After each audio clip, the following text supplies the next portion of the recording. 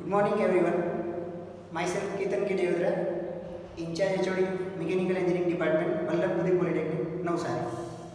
Today we will study a subject of third semester Mechanical Engineering branch diploma. The subject is strength of material. The subject code is 3331904, in which we are going to study our first topic, that is stress, strain and delta L calculation. So first of all, we'll study what is stress. So basically stress is an external force or load per unit cross sectional area.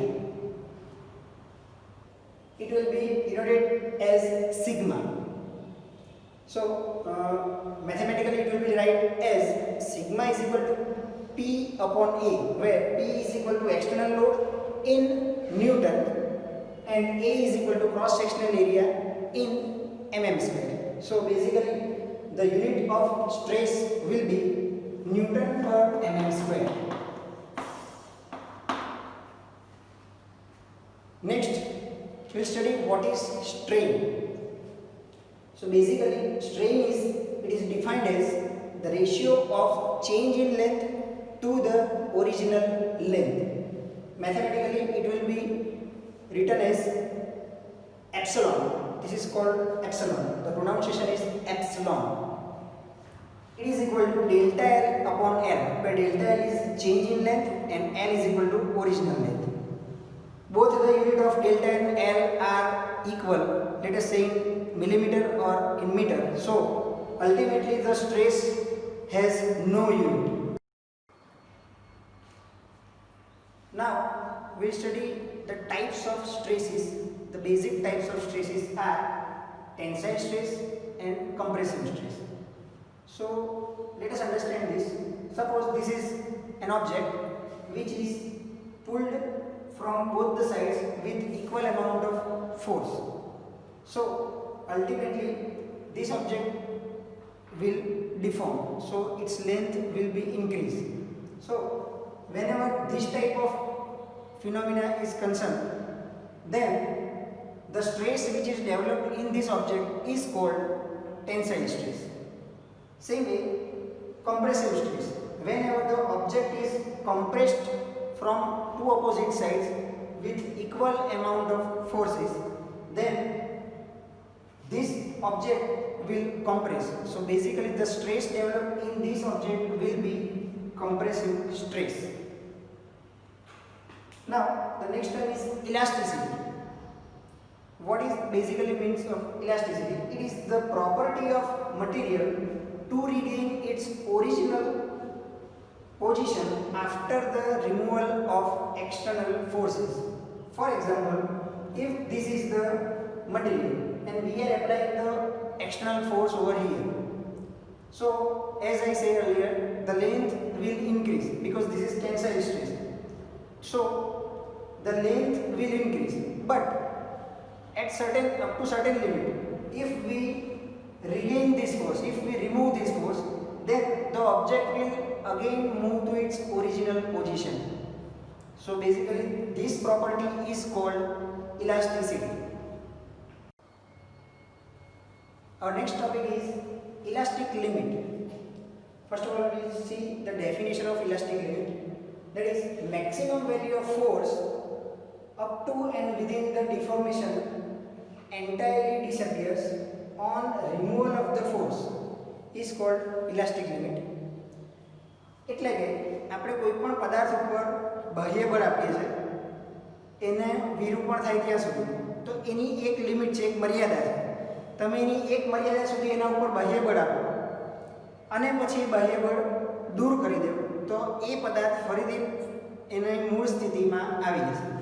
Just four an example, કે આ એક elastic material છે, હું એના ઉપર બાહ્ય બળ આપું છું તો એની ડિફોર્મેશન થઈ, એની લંબાઈ પહેલાં હતી એના કરતાં વધી ગઈ, પણ હવે હું એ બાહ્ય બળ રિમૂવ કરું છું, દૂર કરું છું, તો એ ફરી પાછું એની ઓરિજિનલ લંબાઈ એટલું ફરી પાછું એનું ઓરિજિનલ સ્વરૂપમાં આવી જશે. તો આ જે લિમિટ છે કે જ્યાં સુધી હું એને ઉપર ફોર્સ આપું છું, એને કહેવામાં આવે છે elastic limit. Next one is Hooke's law. આ હુક્સ લો જે છે એ બહુ જ મહત્વનો એકદમ ઇમ્પોર્ટન્ટ ભાગ છે, જોઈએ શું છે. It states within the elastic limit the stress is proportional to strain. Graphically એ વસ્તુ કેવી રીતે ડિસ્પ્લે થશે કે સ્ટ્રેસ વર્સિસ સ્ટ્રેનનો આપણે ગ્રાફ લઈએ આ રીતે, અને કોઈ ચોક્કસ કિંમત ઉપર સ્ટ્રેસની તમે સ્ટ્રેનની વેલ્યુ મૂકો, આ રીતે અમુક રીડિંગ તમે મૂકતા જાઓ તો તમને એક સ્ટ્રેટ લાઈન આ રીતે મળશે. તો એ શું બતાવે છે? પ્રપોર્શનાલિટી, કે જેટલા પ્રમાણમાં એક ઇલાસ્ટિક લિમિટ સુધીમાં જેટલા પ્રમાણમાં સ્ટ્રેસ વધે છે એટલા જ પ્રમાણમાં સ્ટ્રેન વધે છે કે ઘટે છે. સ્ટ્રેસ વધારશો તો સ્ટ્રેન વધશે, સ્ટ્રેસ ઘટાડશો તો સ્ટ્રેન ઘટશે. So mathematically it will be written as sigma એટલે કે stress is proportional to strain એટલે કે epsilon. So sigma is directly proportional to epsilon. હવે એનું થોડું સાદું રૂપ આપતા જોઈએ તો સિગ્મા ઇઝ ઇક્વલ ટુ, અહીં આપણે કોન્સ્ટન્ટ મૂકવો પડે તો કોન્સ્ટન્ટ ઇન્ટુ એપ્સિલોન. હવે હું આ એપ્સિલોનને આ બાજુ લઈ જાઉં છું તો સિગ્મા ડિવાઈડ બાય એપ્સિલોન એટલે કે stress divide by strain is equal to some constant. So basically this law is called Hooke's law. હવે આ હુક્સ લો ઉપરથી જ આપણા આ સબ ટોપિકની લાસ્ટ ટર્મ આવે છે, એ છે modulus of elasticity or Young's modulus. એક જ વસ્તુના બે નામ છે. મોડ્યુલસ ઓફ ઇલાસ્ટિસિટી એને જ કહેવામાં આવે યંગ્સ મોડ્યુલસ. આ બંને નામો યાદ રાખવા એ ખાસ જરૂરી છે. એને કેપિટલ ઈ દ્વારા દર્શાવવામાં આવે છે. ઓકે, તો શું છે જોઈએ આપણે. It is the ratio of direct stress to direct strain.